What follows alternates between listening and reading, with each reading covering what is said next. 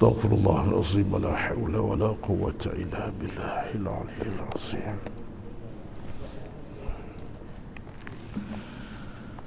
Astaghfirullahalazim, la haula wa la quwwata illa billah.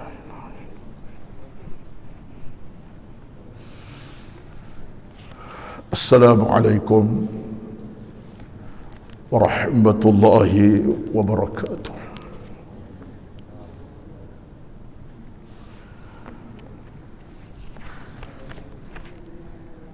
Alhamdulillahi rabbil alamin, wal aqibatu lil muttaqin, wala udwana illa 'alal zalimin. Asyhadu an la ilaha illallah wahdahu la syarika lah, wa asyhadu anna Muhammadan 'abduhu wa rasuluh. Rabbana 'alaika tawakkalna wa ilaika anabna wa ilaikal masir.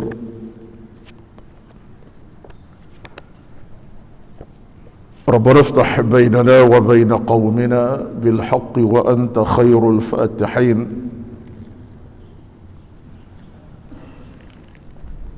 Bismillahilladzi la yadurru ma'a ismihi syai'un fil ardi wa la fis sama'. وهو السميع العليم.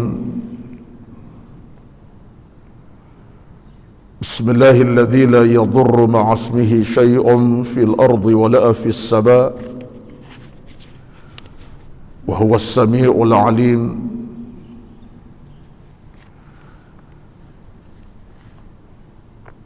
اللهم إنا نسألك الخير عاجله وآجله. ربنا افتح بيننا وبين قومنا بالحق وأنت خير الفاتحين. اللهم رب اشرح لي صدري ويسر لي أمري واحلل عقدة من لساني يفقه قولي يا رب العالمين. أما بعد،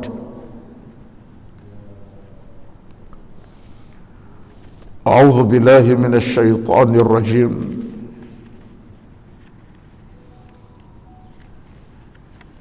يوم لا ينفع مال ولا بنون إلا من أتى الله بقلب سليم. Pada hari yang tidak guna harta benda dan anak pinak, melainkan mereka yang datang menghadap Allah dan hati yang penuh kesejahteraan dan keimanan. Asy-Syu'ara ayat 88.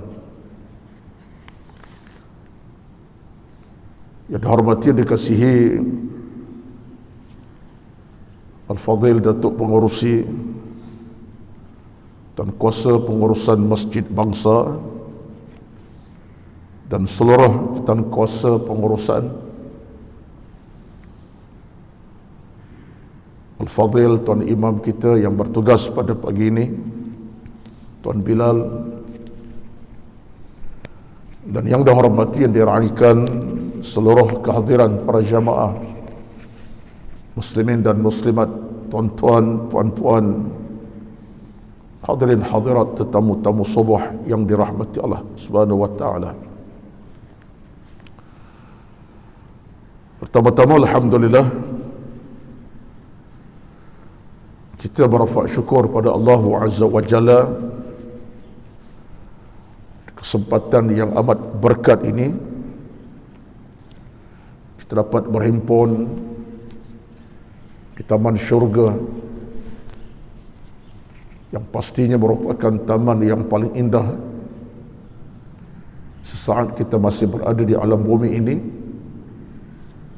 sebelum kita dapat nikmat syurga dan taman syurga yang sebenar-benarnya pada hari yang kita harapkan. Itulah kenyataannya. Amin ya rabbal alamin. Dan bagilah di kesempatan berkat ini kita mulakan dengan hati yang tulus dan ikhlas kepada Allah Azza wa Jalla. Mudah-mudahan kita tergolong dalam golongan yang sedang dirahmati, diberikan keampunan oleh Allah Azza wa Jalla. Kerana dalam beberapa hadis Nabi sallallahu alaihi wasallam, kalau kita lihat secara umum tentang pagi dan keberkatannya, ada 3-4 perkara yang dijanjikan Allah buat hamba-hambanya. Yang pertama, di awal pagi Allah janji keberkatan. Yang kedua, Allah janjikan kerahmatan. Yang ketiga, Allah janjikan keampunan diberikan. Itu di antara nikmat berpagi, keberkatan, kerahmatan dan keampunan. Itulah para ulama di kalangan orang-orang alim, para alim ulama salafun salih, ada antara mereka yang banyak menangis di awal pagi berbanding jam-jam yang lain. Umpama sebagai contoh dalam riwayat yang disebutkan oleh salafun salih, dalam riwayat yang sahih tentang mereka, ialah Abu Hasan, termasuklah Al-Hasan Al-Basri rahmatullahi alaihi, yang disebutkan anak-anak muridnya, kalaulah kami boleh menadah air mata guru kami seawal pagi ini, kami dapat merasakan air mata guru kami ini tidak akan dapat ditadah, kerana banyaknya air mata menangis ataupun menitis di awal pagi. Itu kata-kata anak murid Al-Hasan Al-Basri. Kerana banyak menangis awal pagi dalam soal berzikir, beribadat, merintih, berdoa, istighfar kepada Allah. Seolah kalau kami nak tadah air mata guru kami tak mampu nak tadah, kerana banyak sangat. Itu Al-Hasan Al-Basri diriwayatkan. Termasuklah juga dalam satu riwayat yang lain, bagaimana Al-Imam Al-Baihaqi ketika menceritakan tentang maslak ataupun jalan-jalan orang salih, kata Al-Imam Al-Baihaqi dalam satu riwayat yang disebutkan satu kitab lama, bagaimana seseorang yang benar-benar mengambil kesempatan awal pagi, maka pastilah dia akan meratap, dia akan menangis, dia akan berdoa, dia akan merintih, seolah-olahnya dia mengharapkan pagi itu akan berpanjangan hingga ke petangnya. Seolah-olah dia mengharap pagi itu berpanjangan hingga petang, panjang tempohnya, sebab itulah saat dia nak merintih, nak menangis, nak berzikir, nak berdoa kepada Allah Azza wa Jalla. Ini bayangan-bayangan yang disebutkan para ulama. Jadi apapun situasinya kita pada pagi ini, mudah-mudahan di kalangan kita, alhamdulillah, yang bangun di awal pagi, kalaupun tidak daripada jam 2-3 pagi, mungkin sebelum subuh setengah jam, 1 jam, memadailah dalam kekuatan yang kita miliki. Kita habiskan jam-jamnya dengan apa sahaja bentuk zikir, tasbih, tahmid, istighfar, masuk berjemaah hinggalah sesaat ini memasuki jam 7 pagi sekarang ini. Alhamdulillah, mudah-mudahan kita serah sungguh pada Allah Azza wa Jalla. Allah tidak akan menolak rintihan hambanya, Allah tidak akan menolak munajat hambanya, Allah tak akan menggagalkan usaha-usaha kebaikan kita. Apa yang penting ialah kita terus berusaha. Lagi hayat di kandung badan, itulah kewajipan kita. Belum Allah ambil nyawa kita, belum Allah uji kita di kesakitan yang menyusahkan pergerakan kita. Saya kira inilah satu semangat yang saya kira nak tanam dalam diri saya, dalam jiwa saya, kerana hari-hari mendatang kita tahu bagaimana keadaannya.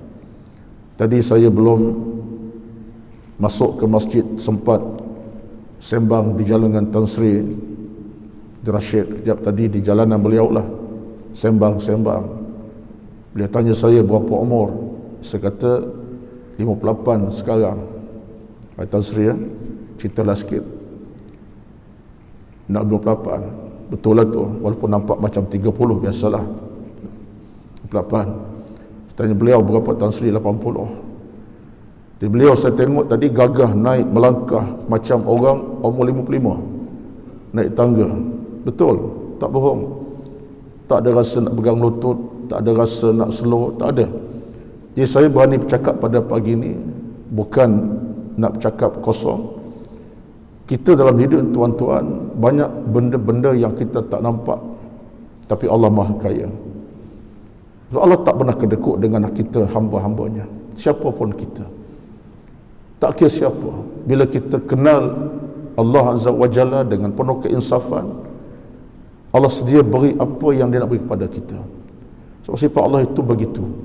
Ar-Rahman, pemurah. Ar-Rahim, maha pengasihani. Dan sifat ini kekal bagi Allah Azza wa Jalla, tapi dengan syarat. Kata Nabi SAW, man ahabba liqa Allah, ahabba Allahu liqa'ahu. Itu syaratnya. Siapa yang benar-benar cintakan Allah, Allah cintakannya. Wa man kariha liqa Allah, siapa yang bencikan Allah, Allah benci pada orang itu. Jadi terjemah kita dalam hidup ini tuan-tuan ialah amalan. Langkah demi langkah, langkah demi langkah. Bahawa kita dalam hidup, bila kita melangkah ke tempat yang baik, amal kita jaga, doa kita panjangkan, zikir kita banyakkan, amal soleh kita lakukan. Jangan bimbang, dan jangan bimbang. Sebab Allah tidak pernah kedekut nak beri apa yang kita mohon, kita rintih. Jadi saya kira ini satu muqaddimah lah. Sebab saya bercakap ni sebagai seorang dah berumur ni, kita faham sangat. 28 umur ni tuan-tuan bukan lagi satu tempoh masa yang muda lah, ya, terasa. Tapi mudah-mudahan saya dan tuan-tuan kita semua hadir pada pagi ni, Allah rezekikan kehidupan yang berkat, hidup yang tenang, bahagia, dipermudahkan urusan. Kalau Allah uji sakit demam pun dalam qadarnya, sehingga kita dapat bangkit semula terus beribadat. Dan kalau Allah ambil nyawa sekalipun, Allah ambil nyawa dalam keadaan kita dapat husnul khatimah, sudah yang baik, bukan dalam su'ul khatimah. Amin amin ya rabbal alamin. Sesuai dengan topik kita pada pagi ni lah. Sebab tajuk kita pada pagi ni macam disebutkan oleh Al-Fadhil Tuan Imam tadi, memahami peringatan daripada Allah Azza wa Jalla daripada surah Al-Munafiqun ayat 9 hingga 11. Apa kata Allah Azza wa Jalla? Ayat saya pilih pada pagi ini tuan-tuan bukan ayat yang terlalu jauh daripada kehidupan kita seharian. Bila saya baca nanti ayat terjemahan, tuan akan kata, oh ayat ni kau dah dengar cakap lidah, ayat ni kau dengar tafsiran pun. Tapi saya cuba nak bawa balik sebagai satu peringatan. Sebab dia sebutkan tadi, saya nak ingatkan diri saya, sebab saya termasuk dalam kerangka ayat ini, bahkan kita semua. Dan mana mungkin Allah Subhanahu wa ta'ala datang ke satu ayat tak kenal dengan sesiapa? Tidak mungkin. Sifat Allah, sifat Al-Quran menyeluruh. Bila Allah bercakap tentang hambanya, Allah tegur hambanya, Allah ingatkan hambanya, tak kira siapa, tak terkecuali pun siapa kita. Baik, apa kata Allah dalam surah Al-Munafiqun, surah ke-63 ayat 9 hingga 11 ini. A'udzu billahi minasyaitonir rajim. Ya ayyuhalladzina amanu la tulhikum amwalukum wala auladukum an dzikrillah wa man yaf'al dzalika fa ulaika humul khasirun wa anfiqu mimma razaqnakum min qabli an ya'tiya ahadakumul maut fayaqula rabbi laula akhartani ila ajalin qarib fa asaddaqa wa akum minas salihin ولن يؤخر الله نفسا إذا جاء أجلها wallahu khabirun bima ta'malun. Ayat ni tuan-tuan, ayat yang betul-betul menjadi peringatan besar buat kita. Atas tanda apa? Atas tanda, kata Al-Imam At-Tabari, atas tanda Allah sayang kepada kita. Allah tidak nak mengecewakan kita dan Allah tidak nak merugikan kita, tapi Allah nak tengok kita beruntung. Atas apa pun nikmat Allah beri, untung. Nikmat harta menguntungkan kita, nikmat keluarga membahagiakan kita, nikmat pangkat menaikkan kita punya amalan, nikmat hidup berikan kita. Semuanya Allah tidak nak jadi satu asbab dalam hidup merugikan kita. Lepas tu bila datang ayat ini, cara Allah bercakap dengan kita hambanya cukup menarik. Allah tegur satu persatu, Allah ingat satu persatu. Sebab apa? Sebab dalam hidup ini kadang-kadang kita boleh lalai, lupa dan alpa. Lupa tentang harta, kerana harta lupa tentang agama. Kerana anak pinak lupa tentang ibadat. Kerana pangkat lupa tentang iman. Kerana nikmat kehidupan sihat walafiat lupa tentang agama dan iman. Itu manusia. Jadi Allah cuba nak angkat kedudukan kita supaya kita beruntung, berjaya dalam semua perkara dan tidak gagal dalam urusan ibadat dengannya. Itu kenyataan. Betul, saya nak fokuskan pada tuan-tuan bukan nak mengajar, tapi untuk ingatkan diri saya dan tuan-tuan supaya akhirnya kita menilai diri kita masing-masing. Yang dah sempurna baik, kita baikkan lagi. Yang kurang baik, kita sempurnakan kebaikannya. Yang kecundiang, yang dalam keadaan abai, kita murnikan kembali. Inilah kekuatan kita. Sebab itulah kata Al-Imam Ibnu Qayyim Al-Jauziyah, dalam hidup beragama ini tidak pernah manusia akan kecewa dengan agama kecuali dia mengecewakan diri sendiri. Kata Imam Ibnu Qayyim, tidak pernah dalam agama manusia akan kecewa kecuali dia mengecewakan dirinya. Sebab agama ini bukan sifat nak menyusahkan kita. Agama ni tuan-tuan sifatnya untuk memudahkan kita. Maka tidak ada prospek dalam agama menyusahkan, jadikan kita beban. Tidak ada sama sekali. Agama ini adalah memudahkan kita. Innamad din yusrun. Agama ini memudahkan demi kelangsungan kita dan kebaikan kita dunia akhirat. Baik, apa kata Allah dalam ayat tadi? Ya ayyuhallazina amanu, wahai orang-orang yang beriman, la tulhikum amwalukum, janganlah harta benda kamu dan anak pinak kamu, auladukum an dzikrillah, janganlah harta benda kamu dan anak pinak kamu melalaikan kamu dari mengingati Allah Azza wa Jalla. Wa man yaf'al dzalika fa ulaika humul khasirun, dan sebarang siapa yang berbuat demikian maka mereka itulah orang-orang yang rugi. Wa anfiqu mimma razaqnakum, dan belanjakanlah, infakkanlah sebagian daripada harta yang telah kuberikan kepada kamu, min qabli an ya'ti ahadakumul mautu, sebelum datangnya kematian kepada kamu, fayaqula rabbi laula akhartani, lalu kamu berkata dalam penyesalan, laula akhartani ila ajalin qarib, jikalah engkau ya Allah menundakan tarikh kematian sikit saja.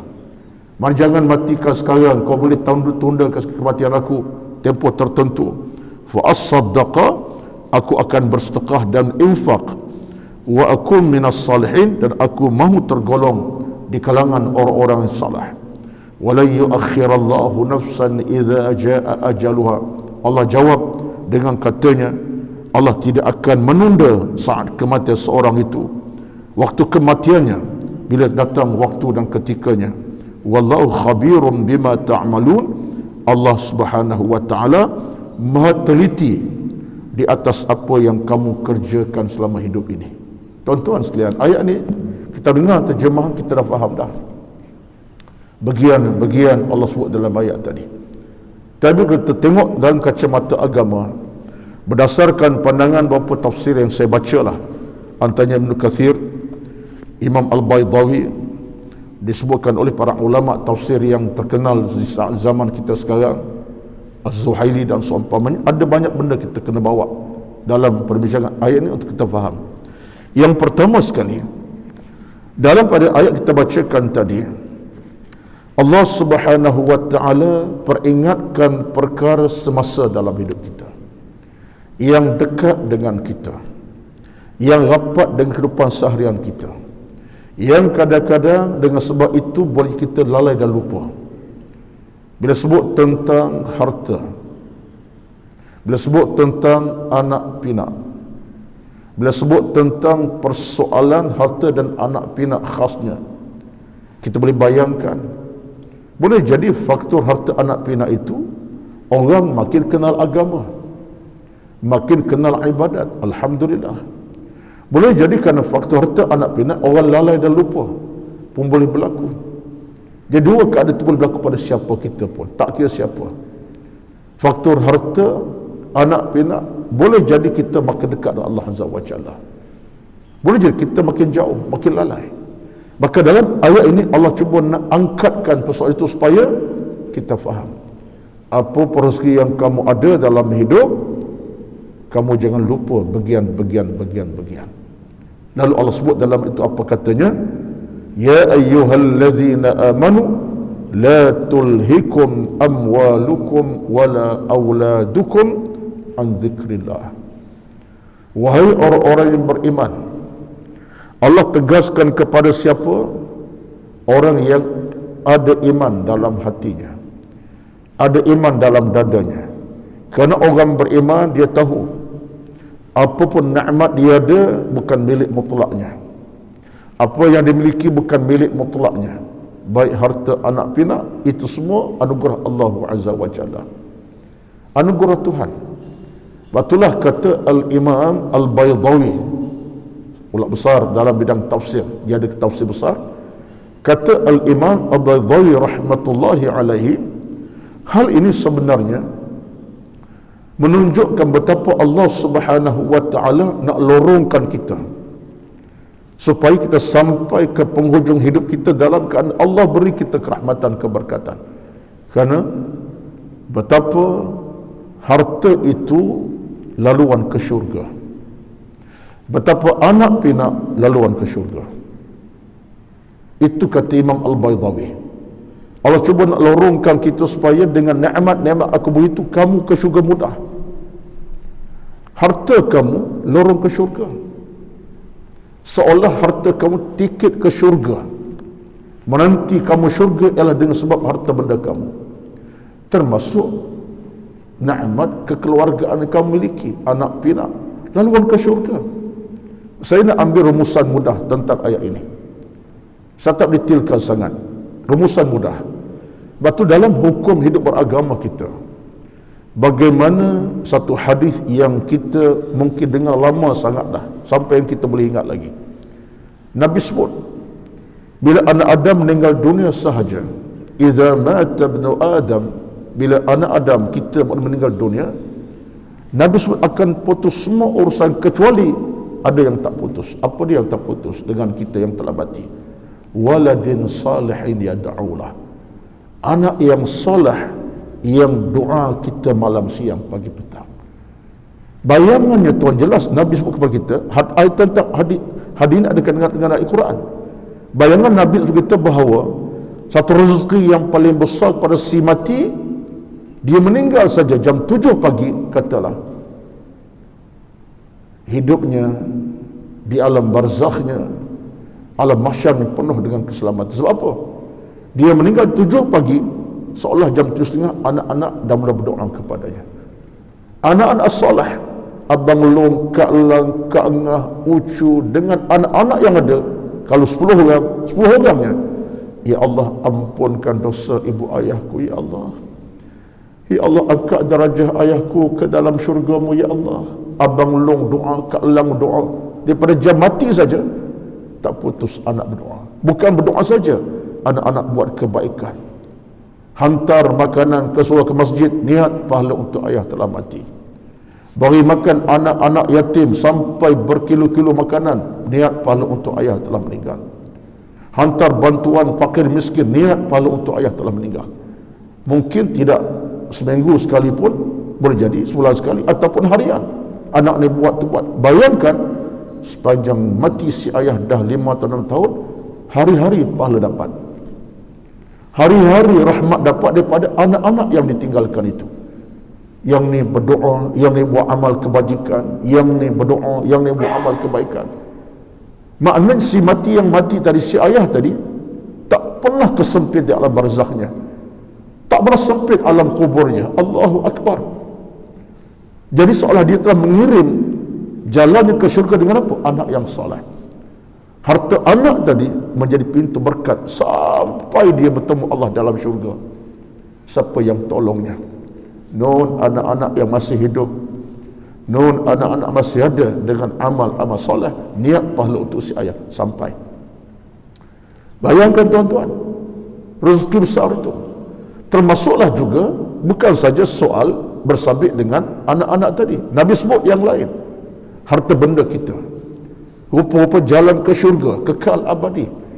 Kita hidup dalam keadaan kita pernah berwakaf. Contohnya wakaf tu, wakaf ni, wakaf rumah anak yatim, wakaf telaga, wakaf macam-macam.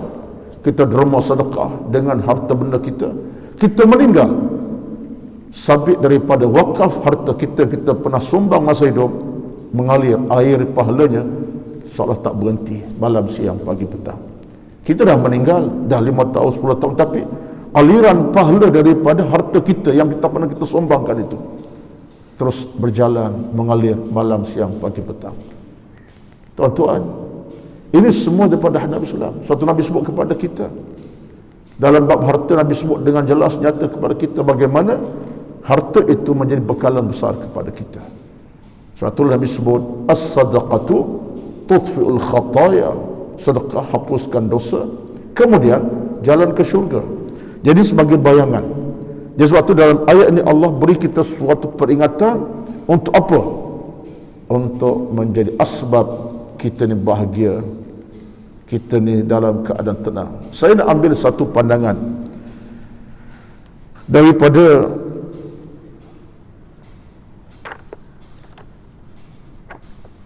satu pandangan yang disebutkan oleh Al-Imam At-Tabari, tak silap saya lah, dalam bacaan Imam At-Tabari, ya. Imam At-Tabari sebut,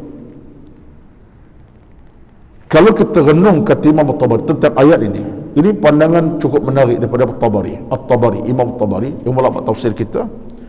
Bila Allah sebut ya ayyuhallazina amanu la tulhikum, janganlah anak pinak kamu harta membinasakan kamu. Kenapa Allah sebut la tulhikum, jangan membinasakan? Sebab kata Imam At-Tabari, sebenarnya apa sahaja yang Allah beri kepada kamu sifatnya sempurna baik. Baik anak, baik harta ini hakikatnya adalah satu benda yang baik. Patulah kita tuan-tuan bila berrezeki anak, rezeki harta, apa kita ucap? Alhamdulillah. Alhamdulillah, ya Allah, Engkau ni Tuhan yang Maha Pemurah, pemberi rezeki yang tegar, Engkau tidak pernah kerukan kami, Allah. Jadi kata Imam At-Tabari, asal daripada nikmat Allah semua ni baik belaka. Cuma bila salah urus tadbir, dia mencelakakan kita. Harta boleh mencelakakan kita, anak pilak pun boleh mencelakakan kita. Jadi kata Imam At-Tabari, bila Allah sebut la tulhikum, janganlah harta benda dan anak pinak merosakkan kamu, membinasakan kamu, tulhikum dengan makna merosakkan kamu, melalaikan kamu. Sebab yang jadikan jadi benda itu lalai lupa kamu, bukan aku. Lepas tu bila Allah beri anak pinak ramai, syukur. Allah beri harta yang banyak, syukur. Sebab itu semua jalan-jalan kebaikan kepada kita. Cuma bila berlaku benda sebaliknya, Allah tidak salah. Sebab itu Allah sebut kamu yang melalaikannya, melupakannya. Jadi kamu cari musibah. Contohnya dengan anak pinak yang ramai, kamu tak didik dengan ilmu, tak ajar dengan agama, bebaskan mereka daripada ikatan agama. Yang kamu tak beri makan minum agama tak masuk dalam hati jantung, mereka besar dan tak ada ilmu, mereka kufur pada Allah Azza wa Jalla, mereka tak patuhkan kepada kamu, tak ada kamu. Siapa yang silap? Bukan Allah silapkan bagi kamu anak.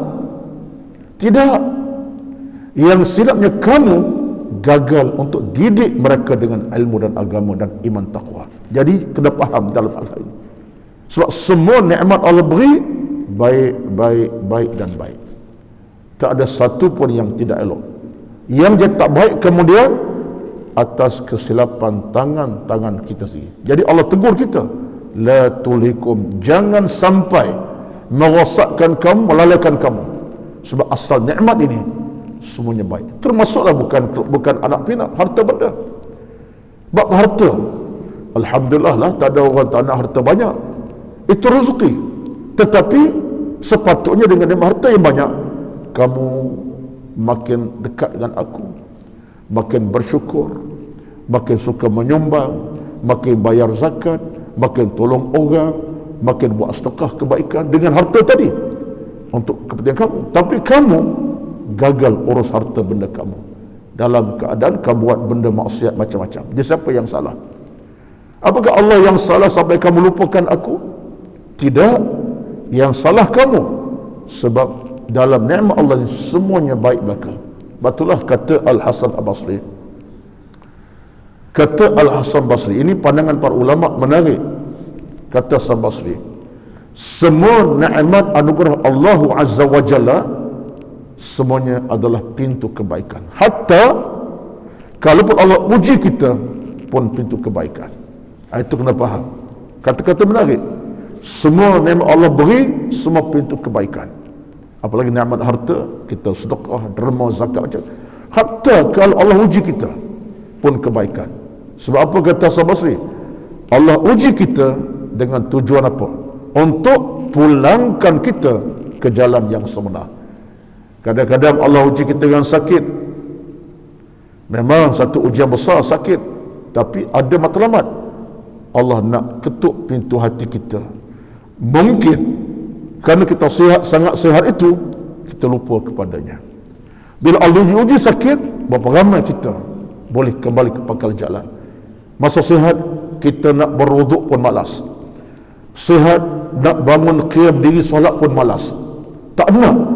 Tapi Allah uji sakit, berapa ramai dengan uji sakit itu, ujian sakit, Allah beri rezeki sakit, kita boleh kembali kepada Allah Azza wa Jalla. Yang dulu kaki tak pernah langkah ke masjid, hari ini naik tangga tu macam berlari 1 meter lajunya. Tak ada azan masuk dah sampai masjid. Dulu masa dia sihat tak nampak masjid, tapi kerana Allah uji sakit timbul keisafan. Hari ini dia hidup dengan suasana ibadat, baik sedekah, derma, solat, macam-macam nikmat. Ya, berkata Hasan Basri, ujian sakit kadang-kadang satu rezeki yang kita patut syukur. Kalau engkau tak uji aku, ya Allah, aku makin lalai, aku makin lupa. Tapi engkau uji aku dengan satu penyakit yang menakutkan ini, Allah, aku insaf ya Allah, aku ni lalai dalam hidup, aku kenal jalan ilmu kerana sakit. Alhamdulillah, betul tuan-tuan. Ma asaba min musibatin, apa sahaja musuh menimpa, kata Allah, dengan kehendak Allah, illa biiznillah. Apa saja musibah yang menimpa dengan izin Allah, tujuannya Allah nak angkat darjah keimanan kamu kepadanya. Batulah dalam hubungan kata Hasan Basri, ketika Allah beri nikmat pun satu rezeki, Allah beri ujian pun satu kelebihan. Jadi orang beriman dia tengok dalam nada macam itulah. Jadi dalam ayat kata para ulama kita, Allah sebut la tulikum, untuk tegur kita. Sebab kegagalan kecuali datang pada kesilapan kita, bukan harta tu, bukan pangkat, bukan rezeki tu jadi masalah. Kita urus rezeki dengan baik, baiklah kita. Urus harta dengan baik, sempurnalah kita. Urus keluarga dengan baik, bahagialah kita. Itu sahaja. Batulah dalam hidup ini, kata Allah Azza wa Jalla, dia bersyarat kepada kita, an zikrillah. Ini pun menarik. Sebab itulah kata Al-Imam Ibn Katsir, dia kata apa dalam kitab tafsirannya, dia sebut kepada kita, bila Allah sebut tentang an zikrillah, la tulhikum amwalukum wala auladukum an zikrillah, Allah guna perkataan Janganlah harta benda kamu dan anak pinak kamu melalaikan kemudian ingat kepada Allah, an zikrillah.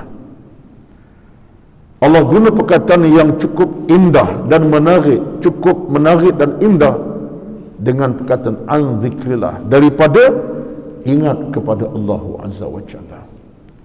Sebab bila Allah sebut zikrillah, tuan-tuan, dia satu benda yang terbuka. Zikir dia satu benda terbuka. Zikir boleh ditafsirkan sebagai zikir, macam kita berzikir subhanallah, alhamdulillah, Allahu akbar. Zikir juga diterima sebagai membaca tilawatul Quran, zikir juga. Zikir juga dengan maksud kita beramal, kita menyumbang, itu zikir namanya. Dan zikir juga dengan mana kita mengerti alam cakrawala, melihat dengan pandangan mata hati, zikir. Berzikir satu kalimah yang umum, yang bermaksud secara umum, dalam maksud tidak lalai, tak lupa kepada Allah Azza wa Jalla. Jadi sini kata para ulama, sebaiknya kata para ulama, bila Allah guna zikir ini, maka Allah nak buka ruang-ruang dalam hidup ini supaya apa? Supaya kita punya keterikatan agama itu terbuka dan dibuka bila-bila masa saja, tanpa satu benda. Maksud zikir mesti berzikir saja subhanallah sampai beribu kali, Quran kena baca sampai 2 juzuk sehari, tak begitu. Dalam hal ini kata para ulama, bila Allah sebut zikir ini dengan makna apa? Kita dalam hidup ini, harta kita zikirkan kepada Allah. Batulah bila kita sedekah, harta berzikir, itu menarik. Kita menyumbang RM1 dalam masjid pada pagi subuh macam hari ini, contoh sedekah subuh, harta berzikir tu. Kita berzikir dah, harta berzikir. Kita dalam keadaan buat kebaikan untuk anak-anak kita, kejutkan anak, bangun subuh bang, bangun sembahyang bang, pergi ke masjid tuan-tuannya, itu nama zikir juga. Sebab kita sebut pada anak benda-benda yang baik, bangun solat, jaga ibadat. Tak semua kita sebut subhanallah, kita ajak berkebaikan, jaga solat ya yang, jaga solat ya bang, jaga ibadat ya bang, jangan tinggal solat ya, solat mana-mana kena solat. Zikir tu. Jadi peringatan bersifat untuk menegakkan kebaikan, angkat nama Allah, itu semua zikir. Jadi Allah sebut perkataan yang umum supaya apa? Supaya hidup kita ini sentiasa dalam keadaan apa sahaja kebaikan kita buat kerana Allah Azza wa Jalla. Ini satu falsafah penting. Dan kata para ulama dalam tafsir hal ini, itulah kecantikan daripada ayat-ayat Allah Subhanahu wa taala yang boleh bawa kita kepada keluasan dalam arti sebuah kehidupan. Agama tak sempit, agama luas, agama tidak menekan, agama ini terlalu, orang kata apa, terlalu syumul sempurna. Batulah kata para ulama, itulah sebabnya Allah sebut kepada kita supaya berhati-hati dalam urusan harta, keluarga, anak pinak dan seumpamanya. Kemudian kata Allah Azza wa Jalla, wa anfiqu mimma razaqnakum.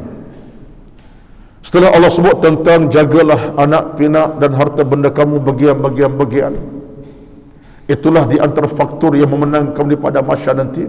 Saya sebutkan tadi bagaimana dengan anak-anak ini, bahagialah kita sampai kepada masyarakat. Bila kita mati, anak-anak kita berdoa kita macam-macam atas keberkatan iman ilmu mereka, harta pun sama. Allah kaitkan kemudian satu lagi ayat yang penting. Apa kata Allah Azza wa Jalla? Wa anfiqu mimma razaqnakum min qabli an ya'ti ahadakumul mautu. Di sini Allah fokuskan tentang soal infak, khas tentang infak. Tadi Allah cakap tentang keluarga, sekarang Allah sebut tentang infak. Kenapa tuan-tuan? Kita perlu cari jawapan. Saya cubalah buat saya makan dalam kadar kelemahan yang ada, kemampuan yang terhad. Saya cuba semak, cubalah dalam kadar kemampuan. Tak jumpalah keseluruhan, tapi rupa-rupanya satu pandangan menarik yang diungkapkan oleh Al-Imam Ibnu Qayyim Al-Jauziyah. Simple, dia kata apa? Dia kata bahawa sebanyak-banyak amalan dalam beragama, adalah kita namakan solat. Solat pun ada qiyam, ada tahajud, ada qabliyah, ba'diyah, solat wajib, solat sunat, ada solat witir, macam-macam. Semualah tentang puasa. Puasa ni tak makan, tak minum dalam tempoh tertentu. Dan hari puasa pula Ramadan sebulan penuh. Nak puasa sunat hari Senin, Khamis, hari-hari itu macam-macam namanya. Nak ke Mekah memerlukan tenaga yang kuat, fizikal yang kuat, masa yang cukup, perjalanan yang jauh, merentasi perjalanan yang jauh, orang ramai, ibadat pula bukan mudah, menempuhi kepayahan macam-macam, bukan relax-relax saja. Tetapi bila bab infak ini, satu amalan yang terbuka, amalan yang terbuka, tak kira jam berapa, hari apa, banyak mana, tak ada masalah kepayahan. Kalau nak salat, tingkat dengan waktu dan masa dan proses-prosesnya. Nak salat jemaah, kena ke masjid, ke surau, jangan mungkin meredah hujan contohnya, fizikal macam itulah. Nak ke Mekah, bukan 2-3 jam, jangan 7-8 jam duduk di Mekah pula ada kepayahan. Musim-musim Covid macam ni pula contohnya, fikir 16 kali nak pergi, tak pergi. Bila bab infak, tak kira musim. Bila bab infak, tak kira masa. Kita boleh buat infak tanpa terkait dengan waktu tertentu, jam tertentu dan hari tertentu. Tak ada infak kena hanya bulan Ramadan. Lain tak boleh, biarkan tunggu Ramadan masuk bawa infak. Nak infak kita tunggu jam malam, siang tak boleh, tak ada. Infak amalan terbuka. Bahkan hari ini bila saya tengok dalam kacamata saya lah, ada pula infak online. Kita di atas meja sofa di rumah boleh online tabung Masjid Bangsa Kuala Lumpur. Kita duduk di rumah boleh infak online kepada anak yatim nun di Palestin. Itu semua menunjukkan kepada kita rezeki infak ini terbuka. Mungkin tak payah dulu masa nak infak kena cari tabung, mana tabung ni, kena mari, kena masuk. Sekarang tak payah cari tabung dah, nampak nombor saja masukkan 1,000, 2,000, 1,000, sejuta. Tuan-tuan, di situ seolah-olah Allah kepada kita bahawa amalan infak ini amalan yang paling berharga dalam hidup kamu. Sementara pula infak ini adalah proses penyucian hati, jiwa, pintu keberkatan, pintu kerahmatan, keselamatan. Bila Allah sebut ayat ini, wa anfiqu mimma razaqnakum, dan belanjakanlah apa yang telah kami rezekikan kepada kamu. Satu, Allah ingat pada kita segala-galanya bukan engkau yang punya, aku yang punya, pemuncanya aku. Engkau hanya sekadar pegang amanah sahaja. Yang duk masuk dalam kocek kamu, aku yang punya. Engkau pegang amanah aku, dalam konteks harta itu aku punya. Lalu kata Allah, tunaikan hak harta kepada kamu. Dengan cara mana? Tolong orang ni, tolong orang itu. Zakat ditunaikan, sedekah ditunaikan. Sebab aku pemunca. Dan kelebihan sedekah dia bukan untuk aku, untuk kamu. Bila Allah sebut wa anfiqu mimma razaqnakum, kata ulama tafsir, Allah nak sebut kepada kita, kamu jangan fikir tentang soal rugi dan kecewa, jangan fikir. Kerana yang menanti kamu ialah kebahagiaan, kerahmatan, keselamatan. Kerana yang kamu sumbangkan itu namanya zakat, harta benda, sedekah derma, itu adalah kamu punya, bukan aku yang punya. Kamu seolah-olah sedang menabung ke pintu syurga, menabung kerahmatan, menabung keberkatan dan kerahmatan dunia akhirat, seolah macam tu. Batulah saya mengambil satu pandangan daripada mana tadi, satu pandangan yang menarik daripada seorang ulama. Payah ni, kalau ilmu dalam buku ni payah, kena buka dulu. Ya, satu pandangan daripada Al-Imam Sulaiman Ad-Darani, seorang ulama besar tasawuf. Dia kata bahawa seorang yang nak infak, nak belanjakan harta bendanya, kerana mengambil sana Al-Quran tadi, kewajaran yang paling utama ialah apa dia? Dia infak tanpa maksimum masa hidupnya. Kalau hartanya harta dia miliki, jangan fikir. Maksimumkan infak tanpa fikir tentang orang lain. Maksudnya apa? Itu hak kita, harta kita. Tak payah nak bincang orang, aku nak infakkan, aku tahu ini harta aku. Dan kata Sulaiman Ad-Darani, itu yang Nabi ajar sebenarnya. Saya pun cuba semak hadis mana yang dibawa. Ada satu hadis daripada Al-Imam Ibnu Majah. Ada hadis pada Ibnu Majah, Nabi SAW kata apa? Nabi kata, inna mimma yulhiqul mu'min min amalihi wa hasanati ba'da mautih. Ada hadis rupa-rupanya saya dapat hari ini daripada kitab Ibnu Majah. Hadis ini dah lama baca pun sampai dapat kembali hadis ini untuk pagi ini. Kata Nabi SAW, sesungguhnya orang beriman itu akan diiring amalnya sampai ke matinya. Salah satunya apa dia? Salah satunya ialah kata dia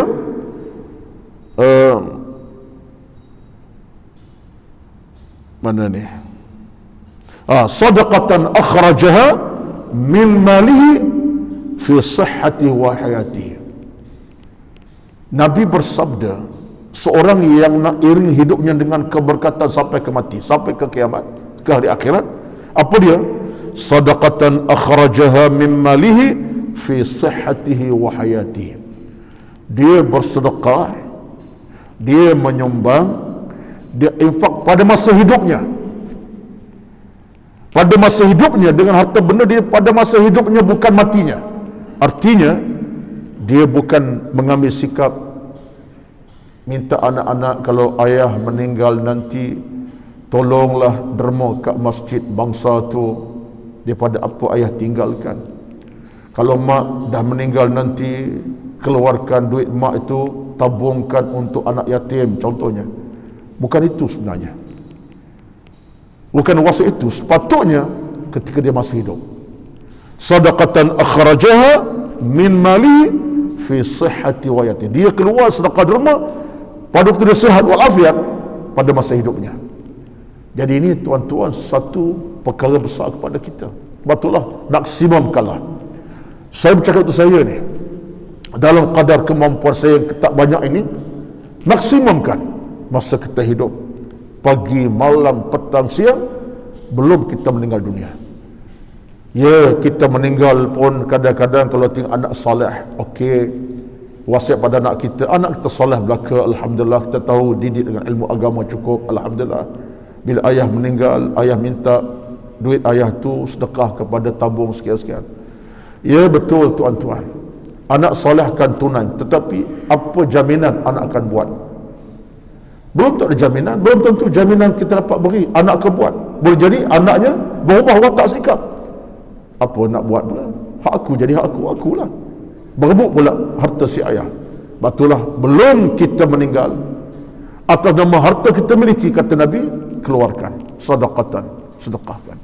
Jadi ayat ini tuan-tuan sifatnya untuk ingatkan kita bagaimana itu rezeki yang paling besar. Kemudian sikit lagi,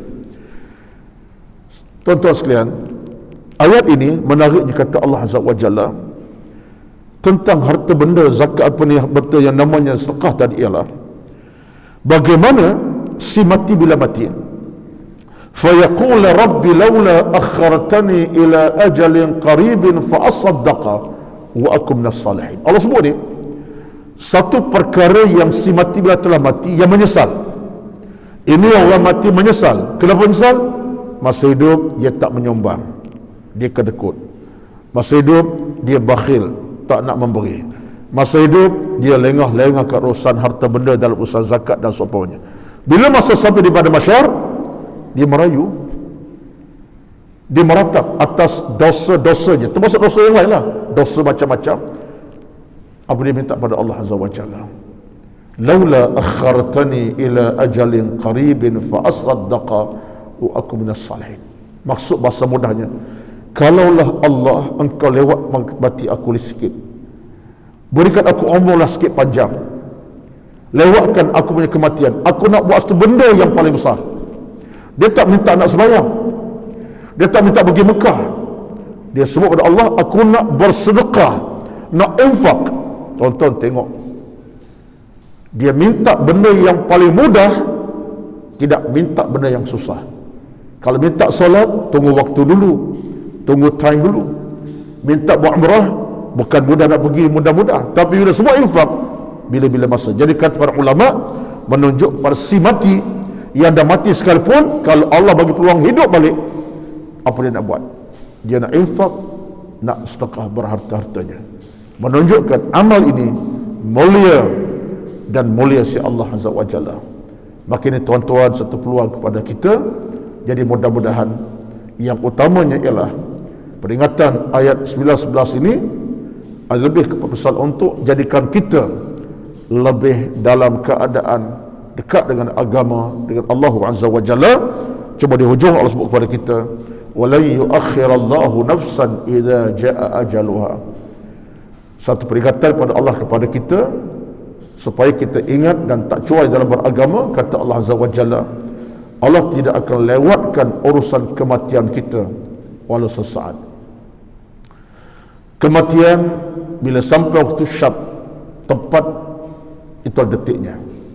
Arti bagi Allah kepada kita ingatan apa dia? Jangan kamu tangguhkan kebaikan, jangan kamu lewatkan urusan kebaikan, urusan anak, pinak, keluarga, harta, jangan lewatkan. Sebab bila kematian datang, terputuslah segala-galanya. Kematian akan datang bila-bila masa, memutuskan kamu semua perkara.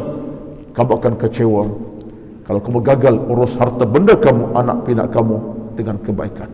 Maka ayat tuan-tuan, penutupnya Allah nak ingat kepada kita bahawa kematian adalah sesuatu yang kita kena tengok dalam kacamata ilmu agama. Saya nak bawa sikit saja daripada pandangan Dr. Fatah Yakan, satu kitab beliau yang menarik, Madza ya'ni intima Islam, apa arti mengenai Islam. Dia ada sebut satu perkara kataan tentang kematian. Kata Fatah Yakan, dia kata apa? Kematian itu memanglah bukan segala-galanya, tetapi segala amalan kita. Kematian bukan segala-galanya, tapi amalan kita. Sebab kematian satu benda yang pasti. Yang kita paling takut ialah persiapan kita untuk mati. Jadi kalau kita mampu hadapi kematian sebelumnya dengan amal ibadat yang lengkap, kematian tak ada masalah kepada kita. Sebab kita mati dalam redha ilahi, kita mati ilmu yang banyak, kita mati pahala yang besar, kita mati dalam keadaan persiapan sudah ada. Urusan harta kita selesai, urusan anak kita dah buat. Mudah-mudahan kematian tidak jadikan kita sempit dalam urusan-urusan kemudiannya. Allahumma amin. Telah sekadar pertemuan pada pagi ini dalam kadar kemampuan yang semampu untuk merenungi 3 ayat 2 ayat tadi. Kalau tak sampai mesej, itu kelemahan saya. Kalau sampai mesej, alhamdulillah, berkongsi ilmu kita bersama pada pagi ini. Kita doa pada Allah Azza wa Jalla, mudah-mudahan Allah berikan kita rezeki, kebaikan, keselamatan, keamanan, kebahagiaan depan apa yang kita nikmati hidup ini, dan tidak mengecewakan kita di depan Allah Azza wa Jalla. Allahumma amin. Bismillahirrahmanirrahim.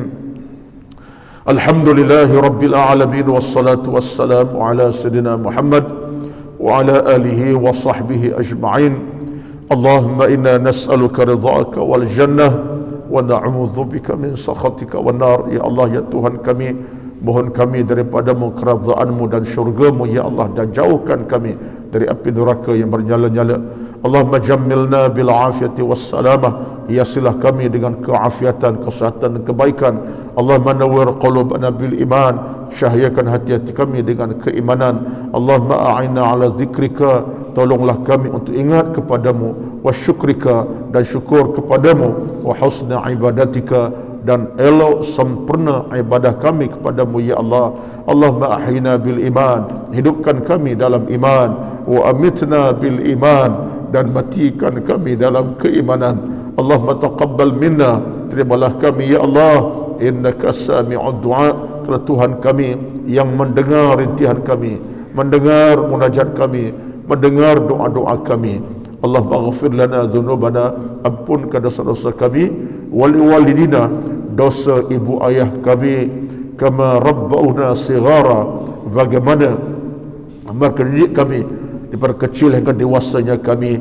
Allah taqabbal minna, terimalah kami. Rabbana atina fid dunya hasanah, ya Allah ya Tuhan kami, berilah kepada kami dunia yang bahagia membahagiakan kami, wa fil akhirati hasanah, akhirat yang bahagia membahagiakan kami, wa qina azaban nar, dan jauhkanlah kami daripada sambaran neraka yang bernyala-nyala menakutkan kami. Wassallallahu ala sayyidina Muhammad walhamdulillahi rabbil alamin. Taqabbalallahu minkum, taqabbal ya karim. Wassalamu alaikum warahmatullahi wabarakatuh.